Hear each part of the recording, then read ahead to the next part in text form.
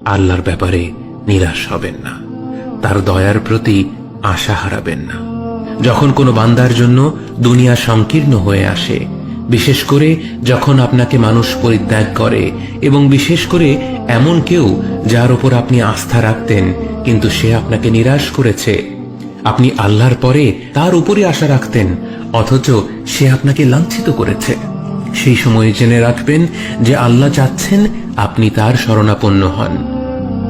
এই পৃথিবীর সবচেয়ে সুখী মানুষ হচ্ছে সে যে আল্লাহর দিকে তার মুখ ফেরায়।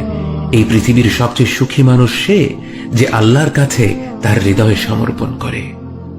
মনে রাখবেন যে আপনার একজন মালিক রয়েছেন যিনি আপনার প্রতি আপনার নিজের নফসের থেকেও দয়াবান, যিনি আপনাকে ভালোবাসেন এবং ভালোবাসেন যে আপনি তার কাছেই আশ্রয়ের জন্য ছুটে যান আর তাকেই আপনার দোয়ায় ডাকেন।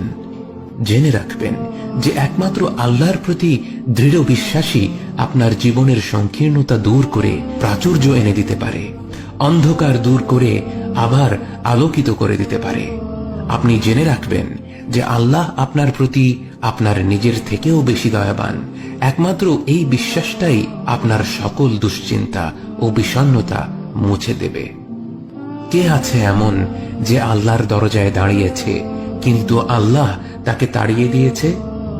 তিনি তো সবচাইতে উদার, মহা দয়ালু, মায়ার সাগর।